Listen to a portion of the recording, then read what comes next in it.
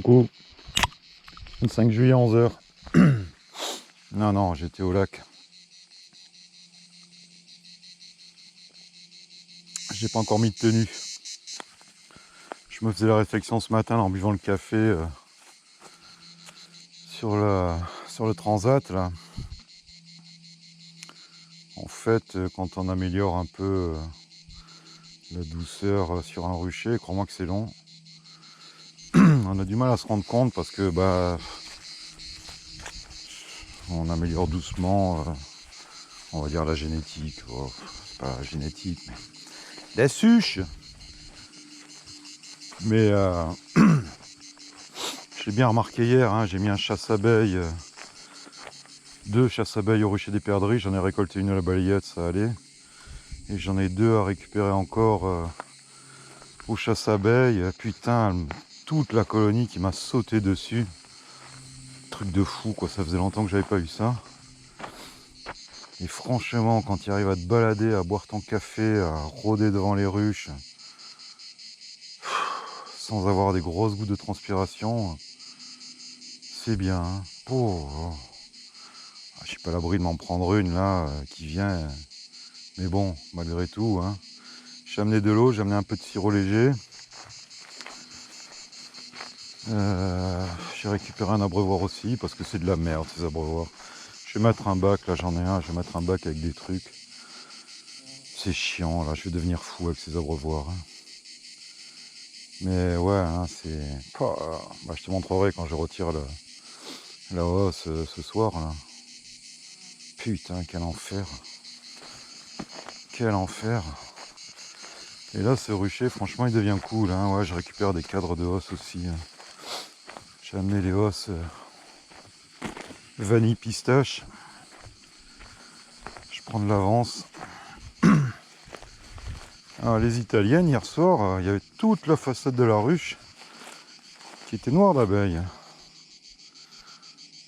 Alors, j'ai regardé là depuis une demi-heure. Elles sont pas embêtées, il n'y a pas de frelons ici. Hein. Ouais, je sais pas si c'était du frelon, mais après en même temps, regarde, moi j'ai foutu des pièges. Tu dois en avoir facile 10 par rucher hein, de ces pièges. Hein. J'ai quadrillé ça depuis la reprise. Hein. Je sais pas pourquoi elles sont là sur la... Il y avait les 2 italiennes qui étaient comme ça. Hein. Bon, il n'y en a plus beaucoup en prod hein, ici. Hein. Ça miel plus. Hein. C'est fini là. Hein. Il n'y a plus de champs, il n'y a plus rien. Ressources naturelles entre guillemets. Terminares. Je vais encore enlever des hausses pour les stocker. Hein. Ouais Mathieu, le sirop, tu me demandes la dernière fois, qu'est-ce qu'on met? On met du 70-30, du 50-50. C'est pas rentré encore. Hein. Le 70-30, c'est un sirop lourd qui sert à être stocké rapidement à la table Coco Sénégal. Merci Lolo. Elle finit dans les bois. Le 70-30, j'ai envie de dire que c'est un sirop de secours. C'est le sirop vraiment... T'es parti en vacances le 30 juin et tu reviens le 30 septembre, tu vois, où tu étais à l'étranger ou machin. Et tu te rends compte que ta colonie, elle a aucune réserve et que en urgence, il faut la nourrir. Bon, bah tu mets du 70-30. Hein.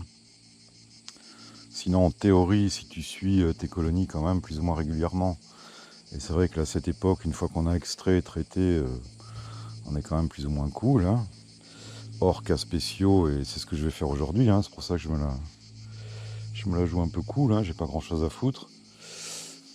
Tu vois quand même hein, l'évolution des réserves, tu vois ce qui se passe. Hein. Même si tu passes qu'une fois par mois pour ouvrir ta ruche, tu vois bien si elle crève de faim, s'il y a des réserves, s'il y a de la ponte, etc., etc.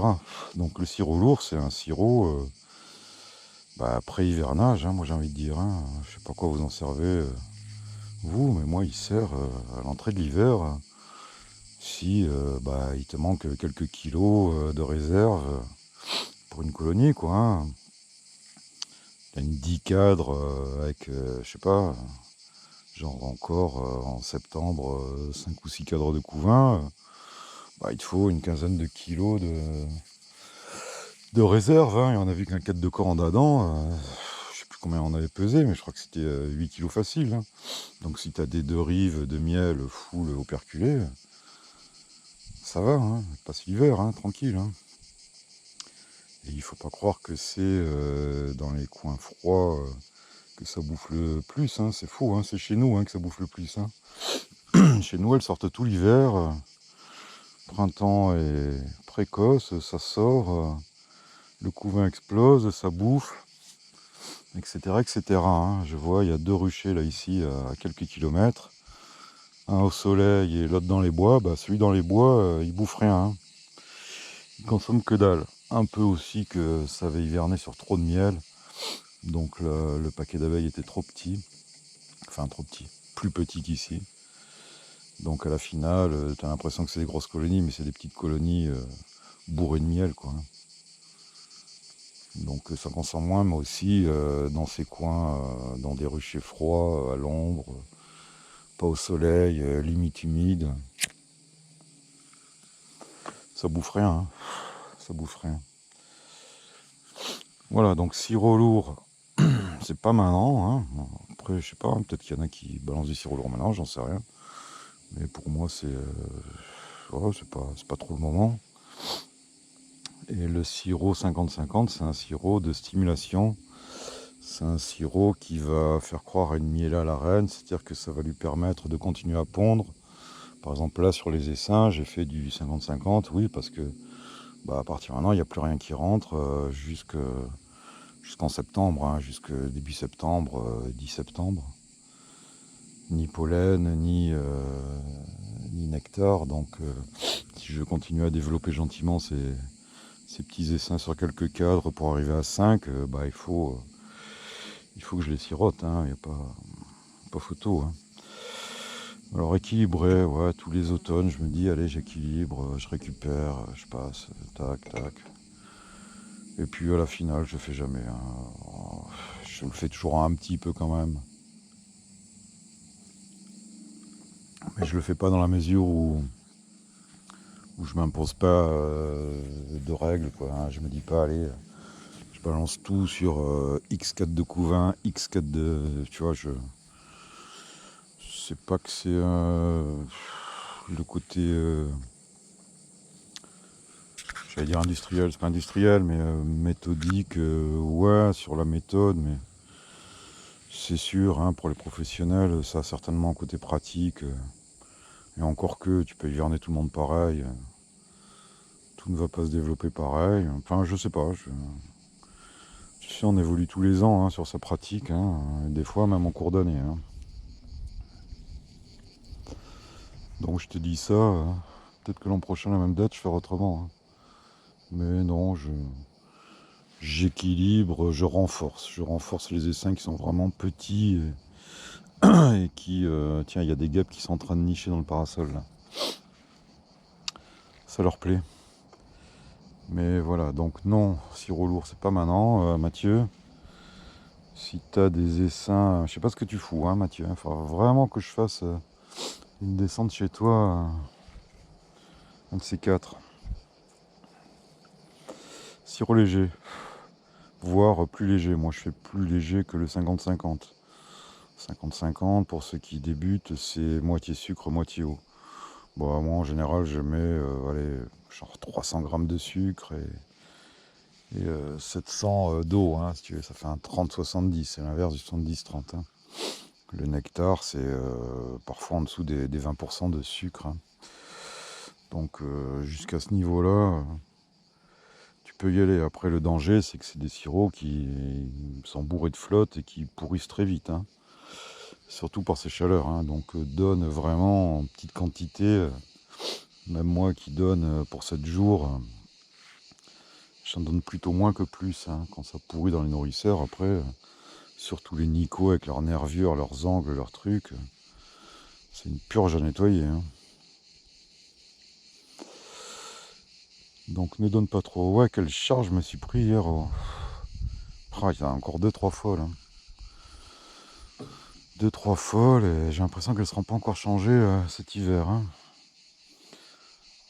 Enfin cet hiver, avant l'hiver. Hein. Voilà, donc le programme du jour, bah fumer des clopes, boire des coups.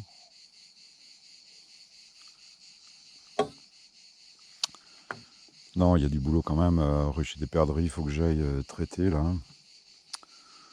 Alors mon traitement, c'est mon traitement, mais est-ce qu'il va marcher? J'en sais rien. Si vous voulez tenter le coup, tentez. Hein.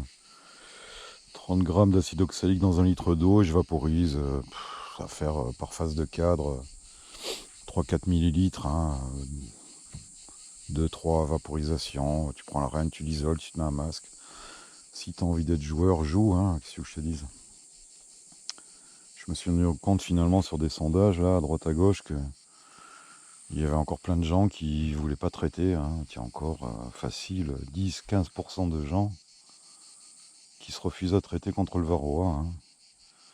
Parce qu'ils ont entendu un ou une illuminée qui dit que là-bas il va se défendre tout seul, machin. Oui,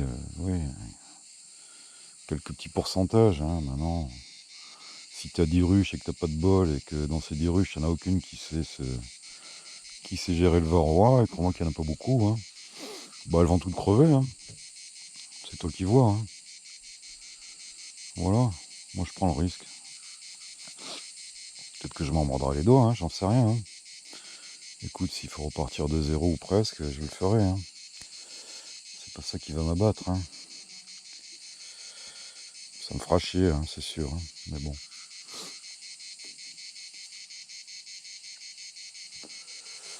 Quoi te dire d'autre que... Ouais, je vais aller ouvrir les caisses qui ont encore des os, voir ce que ça a fait. Si ça n'a pas fait grand-chose, s'il y a quelques cadres avec du miel operculé, bah, je le reprends. Voilà, en ayant contrôlé les réserves avant, etc. etc. Hein, tu le sais. Sinon, bah, quoi faire de ces cadres pas operculés, pas finis, pas... Bah, je remets sur d'autres colonies qui sont encore en production et qui vont les finir. Sinon, bah, au pire des cas, tu peux les laisser lécher sur une colonie qui a déjà été traitée et auquel cas, là, tu mets la hausse sur le nourrisseur et elles vont aller chercher le miel dans les cadres de hausse et les redescendre dans le corps. Hein. Voilà. Elles estiment que quand il y a un nourrisseur, enfin elles estiment, disant que quand il y a le nourrisseur et la hausse au-dessus, pour elles, c'est pas à la maison, on va dire, hein, c'est ailleurs. Donc elles vont chercher ailleurs le miel et le redescendre dans le corps. De toute façon, cette saison, ça commence à charger dans les corps, hein, faut pas rêver. Hein. Alors l'incassable est devenue folle. La semaine dernière, je l'ai ouvert. Elle m'a fait 9 cadres de miel. Elle doit faire 60 kilos la caisse, voire plus. Ça serait rigolo de la peser, tiens. Alors qu'est-ce que j'ai fait? J'ai enlevé 3 cadres de miel, hein, un dans un dessin et 2 que j'ai mis à piller sous la table. Voilà, c'est pas une super idée, mais bon, c'est fait. Ça va vite, hein, t'inquiète pas. En une après-midi, tout est bouffé. Hein. Bon, ça fout un gros bordel. Hein. Mais voilà, j'aurais récupéré 2 cadres secs, tout neufs, tout propre. Et je vais lui redonner un pour qu'elle puisse pondre. Mais ouais, il y a 2 colonies qui sont parties en vrille. Alors pourquoi elles sont parties en vrille? Bah, ouais, j'ai fait une connerie aussi, hein, mettre des cadres sur amorce en fin de saison où elles bâtissent beaucoup plus difficilement. C'était ouais, un peu une erreur. Hein. J'aurais dû mettre quand même 2 ou 3 cadres déjà bâtis que j'aurais gratté à droite à gauche. Mais la miel a été vraiment violente. Hein. Ce rucher, il a fait tout son miel sur la ronce. Hein. J'ai tout mis en pot d'ailleurs. Bon, il n'y a pas non plus des tonnes. Hein. Mais voilà, tout est en pot. Tout est prêt. Il est bon. Il est bon, il y a un petit arrière-goût de thym. Et le thym, hein, il y a quelques mois hein, qu'on a fait le thym. Donc le thym il était dans le corps. Hein. Ça prouve bien, tu vois, que il y a des échanges hein, de miel entre le corps et là où les os. Hein. Pour ceux qui nourrissent au sirop au printemps. Hein. Voilà. Ouais, le nourrissement, c'est pas un but en soi. Hein. D'autant plus quand on est apiculteur de loisirs. Hein. Si tu commences dans ton loisir, je dis pas tricher, mais un petit peu quand même. Ah, franchement, c'est comme les mecs qui font du vélo en amateur dans des clubs et qui s'achètent des vélos avec des moteurs électriques. Hein. Je t'en parle parce que j'ai un client qui a ça. Puis c'est 15 000 balles le vélo. Bon, alors après c'est sa patience, c'est machin, ces trucs. Lui il me dit que c'est pour l'aider, pour pas trop faire forcer son cœur. Ouais, ok. Est-ce que tu l'as dit à tes potes que tu as une assistance électrique? Bon, j'en sais rien. Écoute. Enfin, voilà, c'est pas que c'est tricher, mais bon, si c'est pour bouffer du sucre, achète-toi du sirop de sucre hein, pour mettre sur tes crêpes, hein, c'est la même. Hein. Voilà. Hein, tu vois, on est cool hein, quand même. Hein. Pour un peu, je viendrai en short. Oh bah là, très sincèrement, la souche, je pense qu'on peut l'ouvrir comme ça. Hein. Ah, j'ai pas fait d'enfumoir, sinon je te l'aurais ouvert. C'est là où je l'ouvre et je m'en prends deux dans les yeux, tu vois. Alors là, crois-moi que je lui renvoie sa souche. Non, non, ça a l'air très bien, hein. Franchement. Pour l'instant, ça a l'air top moumoute. Hein. En plus, c'est français. Hein. C'est vrai que moi, je suis pas un grand expert des souches. Et quand tu entends un peu sur les forums, les trucs, les machins, c'est toujours Brandstrup, Marken, pays nordique. Bon, Brandstrup, écoute, il m'a jamais répondu, lui.